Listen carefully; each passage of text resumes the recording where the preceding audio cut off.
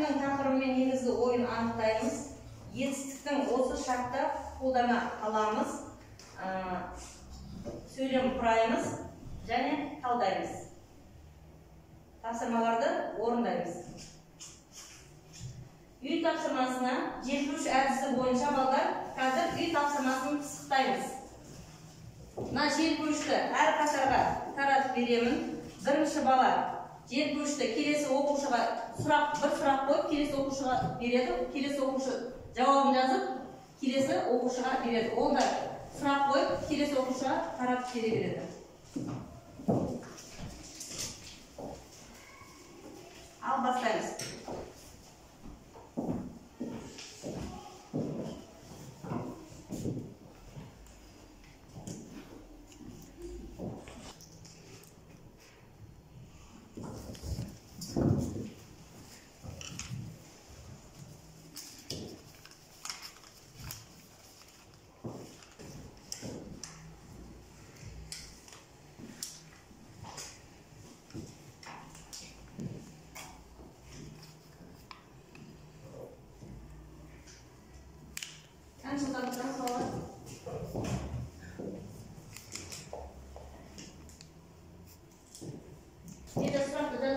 Eda sen sıra koyarsın.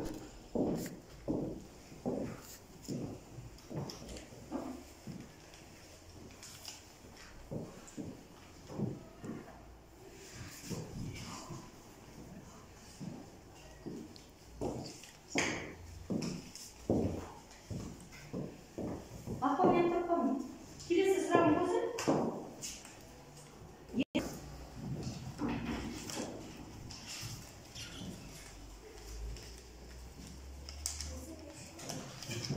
Sağlamda değil mi? Ama yetisi yanında bir taraf olsun.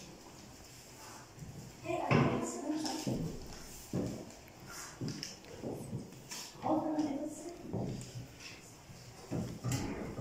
Aha, yetisi mi? Nasıl durayız?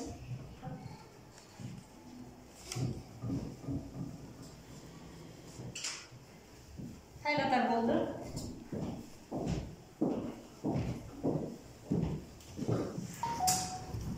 Birinchi qator bo'ldi. Ikkinchi qator.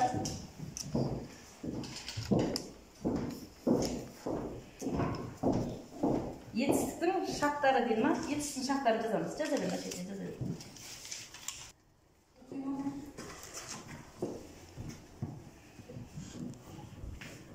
Muhammed ayetimiz.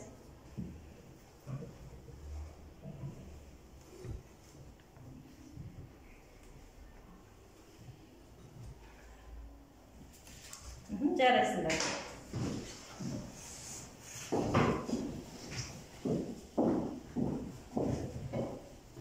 Balдар, желпуіш әдісі арқылы сендердің өткен сабаққа шолу жасады. Енді ысқыру диктанты. Менде енді өкінішке ысқырып болмай қалды, соның орнына басқа дыбыс шығарамын қазір. Сендер шығармашылық диктант жазамыз. Дәптерімізге шығармашылық диктант. Мен үш сөйлем жазамыз. Сөйлемнің басын айтамын. Өздерің сол жерге етістікті қойып жазыңдар.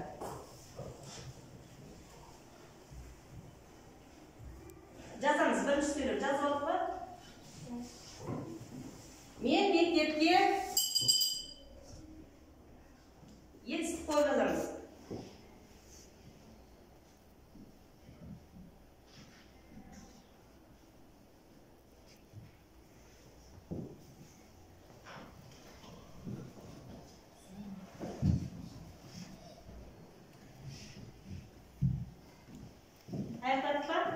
Енді саяқтаймыз. Ағына оқы жүрші. Мен мектепке келдім. Отыр. Бұл жерге етістік қай сөз? Келдім. Сұрақ қой жерге? Мен мектепке не істедім? Жарайды. Екінші сөйлем. Мен саябақта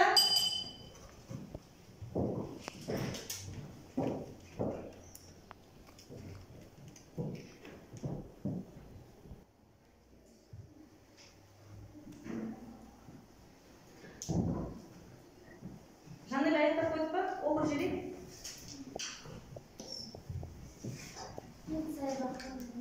Қандай? Мен саябаққа бардым. Етісті қай сөз берді? Бардым. Қай шақта тұр?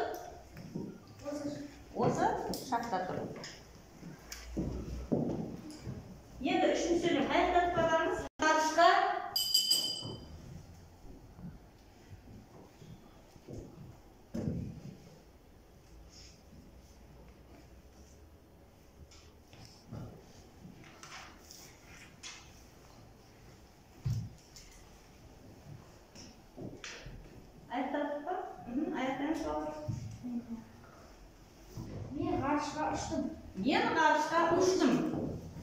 Ғарышқа ұштым. Етістік қай сөз? Етістік. Ұштым. Қай шақта тұр? Осы шақта тұр. Мен ғарышқа ұштым. Жарай шақ, келер шақ, өткен шақ еді. Бүгін біз осы шақпен танысамыз. Осы шақ сөйлеп тұрған сәтпен байланысты қимылдық іс-әрекеттің болып жатқанын, не дағдылы түрде болып тұратынын білдіретін сөздер. Мысалы, келе жатыр, оқып, отыр. Осы шақтың балалар екі түрі бар. Ауыспалы осы шақ және осы шақ. Ауыспалы осы шақ А, Е, И көсемше тұлғалары етістің жүктелуі арқылы жасалады. Мен жүземін, оқимын, сен жүзесің, оқисың, сіз жүзесіз, оқисыз, ол жүзеді, оқиды. Немесе дағдылы түрде болып тұратын құбылыстарды білдіреді. Мысалы, жаңбыр жауады, құс ұшады, ит үреді. Бұл етістіктің осы не келер шағы екенін сөйлемнің барысында ажырата аламыз. Енді нақты осы шақ дегеніміз жүр, тұр, отыр, жатыр деген етістіктердің тікелей жіктелу арқылы жасалады. Немесе осы негізгі етістікке осы етістіктердің тіркесіп жүктелуі арқылы жасалады. Мысалы, мен отырмын, жазып отырмын. Сен отырсың, жазып отырсың. Сіз отырсыз, жазып отырсыз. Ол отыр, олар отыр, жазып отыр. Бүгінгі тақырыбымыз осы шақ. Осы ережеге сүйеніп, осы ережелерді жаттығуларды жасаймыз. Кітаппен жұмыс. 7-ші жаттығуға қараңыз балалар. Бұл жерде не берілген? Өлең берілген. Өлеңді кешемен үй тапсырмасы ретінде жаттауға бердім. Жанел, бір несін шумағын айтып көрші. Дауысымызды тапсырамыз. Аспанмен жерді жалмаған, шарықта көкте өлем. Сен туды көремін, өлері менің өз елім. Еңсесі биік ақорда, еңкейіп кіріп келемін. Жарайды. Үшіншісі балым. Шаңырақ мынау шылқып ағырда тұрын қайталар, ертің батыран ескертіп айналар қақырын. Айналайын халқына. Дұрыс. Бүбішхан Кебаеваның өлеңі. Бізге осы жерде тапсырмалар берілген. Өлеңге ат қойыңдар дейді. Өлеңдегі негізгі ойды анықтауымыз керек екен. Ал өлең не жайлы, немесе кім жайлы, қандай ат қоюға болады? Арнұр. Ғарышқа саяхат, тағы балым. Қандай? Ғарыш, тағы. Ғарышкер. Тағы да ат қойға болма? Мен ғарышкермін десек, бұл жерде өлеңде ғарыш әлеміне ұшқан бала жайлы айтылып тұр. Ғарыш әлеміне ұшып, сол ғарыш әлемінде жерді тамашалағаны айтылып тұр өлеңде. Осы жерде қарамен жазылған сөздерге назар аударыңдар. Ал бірінші шумақта қарамен жазылған сөз София. Зулап келемін. Осы шақта екен.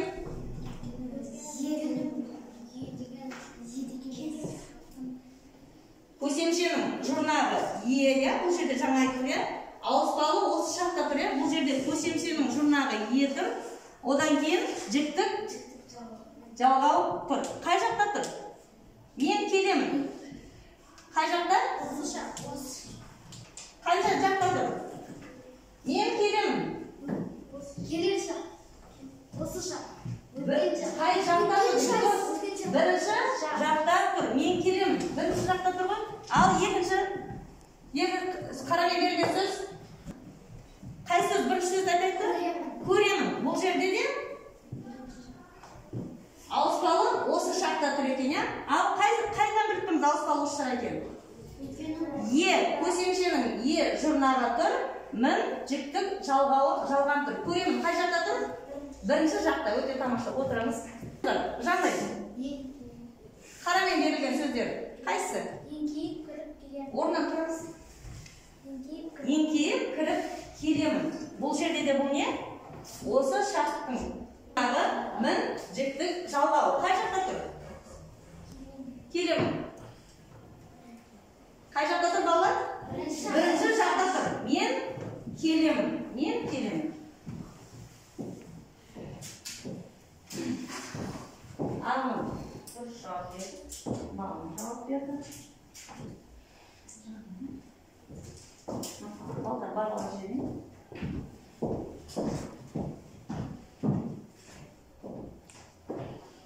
Келесі тапсырма балдар кім жылдан? Сенші жастығыда, бұл жерде қазір ойының шартын түсіндіріп жіберейін. Кім жылдан ойында есімдіктер берілген, осы есімдіктерге сәйкестендіріп етістіктерді құраймыз. Ол үшін шыбын ұрыш, екі бала шығады. Шыбын ұрышпен мен есімдіктерді айтқанда етістікті кім табады, сол етістікті ұрып табады. Ал балым Тоғжан. Мен жүремін. Оқы, қандай сөз шықты? Сөйлеңіз. Мен жүремін. Дұрыс, мен жүремін. Отырыңдар. Ол балға берді, жылдамдық керек. Балым дұрыс жауап берді. Мен жүремін дегенге. Жылдам болу керек бұл жерде. Екінші, кім? Елжас, мына жақтан Сәкия шықсын.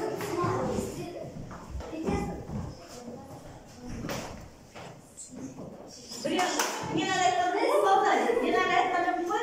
Сіз жүресіз. Сіз жүресіз. Балдар дайындалып отырамыз. Елжас.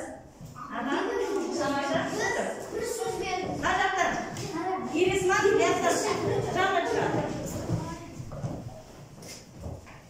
Балдар мен десеңдер шатастырып айтып көрейін ал.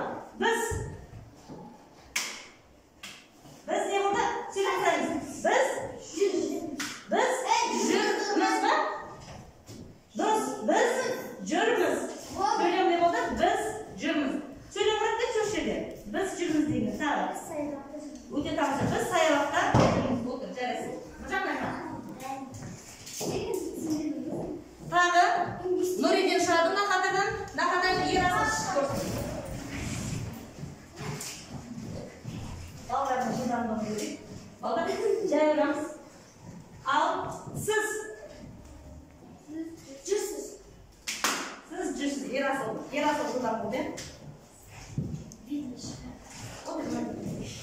Кім жауап береді, сол аралап барады.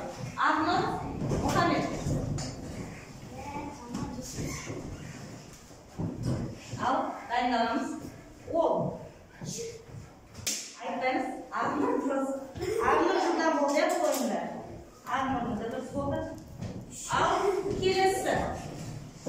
Нұртаза, сау ашамыз ке.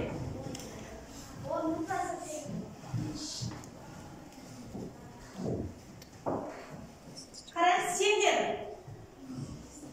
жүрсіңдер. Кім бірінші ұрды? Салуама, Нұртаза бірінші ұрды ғой? Нұртаза. Жарайсың. Келесі. Кім шықпады? Тоғжан тағышсын. Нұриден. Мақпал бар екен ғой? Мақпал. Ал. Олар жүр.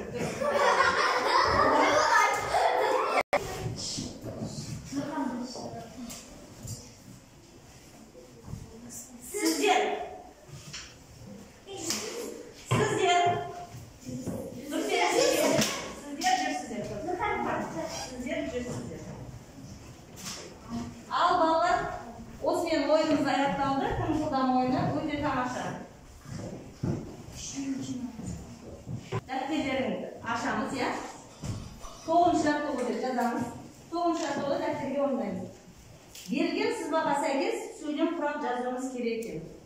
Бірінші қатар ұшып жүр сөзіне, екінші қатар жинап жатырмын, үшінші қатар жаттап отыр деген сөзге сөйлем құрап дайын отырыңдар. Ал бірінші қатар ұшып жүрге қандай сөйлем құрап? Біздің үйде қарлығаш ұшып. Біздің үйде қарлығаш ұшып жүр дейді. Келеді ма? Біздің үйде қарлығаш ұшып жүр. Өте тамаша. Қанша жазамыз барлығымыз? Біздің үйде қарлығаш ұшып жүр.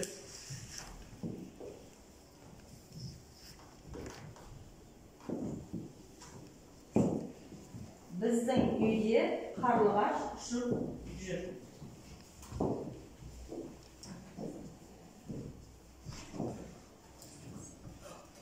Тоғжан, осы сөйлем қарлығаш ұшып жүр. Етістіктің астына сыз кетеміз, жарайды ма? Балдар, біздің үйде қарлығаш ұшып жүр. Қай шақта тұр? Ұшып жүр.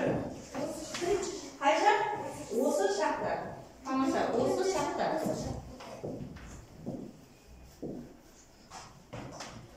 Аха. Етістіктің астына сызамыз. Етістіктің астына. Ал. Затезін көріп кетесінші?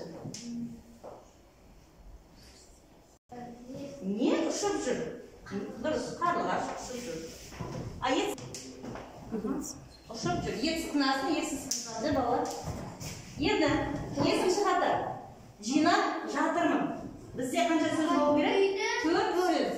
Ал, Досым екеуміз біздің үйді жинап жатырмыз. Біздің үйді жинап жатырмыз. Жарайды. Тағы қандай сөз? Мен ағаштан түскен жапырақтарды жинап жатырмын. Мен ағаштан түскен жапырақтарды жинап жатырмын. Өте тамаша. Кел жазамыз.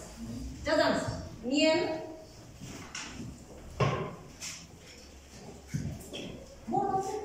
ағаштан түскен жапырақтарды жинап жатырмын.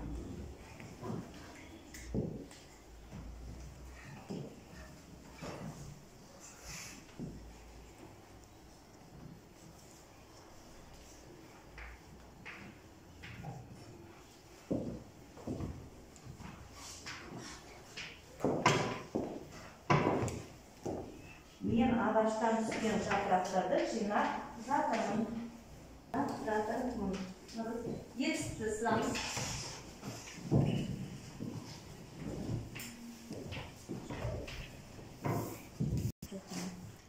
Ал Жанат Талдабай. Сөйлем соңына не ойлады?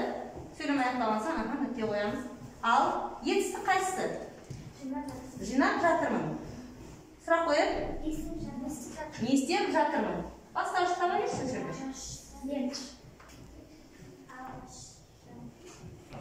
Мен не істеп жатырмын?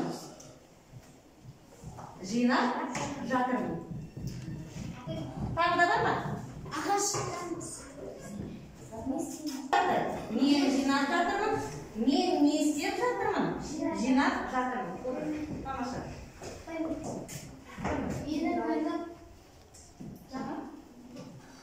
Ал, үшінші. Осыштар етістіктер. Осыштар деген сонымен не болды Ерасыл? Осыштар етістіктерді іс-әрекеттің қазір болып жатқанын білдіреді. Мысалы, көріп тұр, өсіп тұр. Жарайды. Осыштар етістіктері мен не істеп отырмын, мен не істеп отырсың, мен... Балдар, үйге тапсырманы жазып алыңдар. 10-шы жаттығу, жұмбақты оқып, шешуін табамыз. Етістіктің қай жақта тұрғанын айтамыз. Жұмбақтың шешуіндегі сөз туралы не білесің? Тоғжан. Жақсы. Арның өте тамаша. Балым. Жақсы. Ерасыл жақсы. София. Келесі сабақта алға қарай талпынып, сұрақтарға жылдам жауап береміз. Көктем мезгілі. Қазір қандай мезгіл? Көктем мезгілі. Көктемде табиғаттың не істейді? Оянып, құлпырады. Бізде мына бір әсем талды гүлдендіріп, көктемнің шырайын келтіріп, сәндеп көрейік. Ал кері байланыс жазамыз.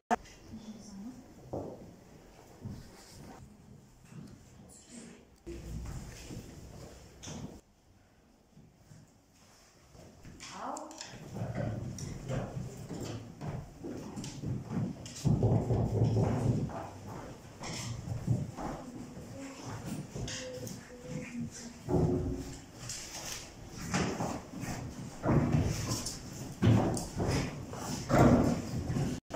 сабағымыз. Ал балалар, бүгінгі сабақ сендерге ұнады деп ойлаймын. Бүгінгі сабағымыз аяқталды. Қош сау болыңдар.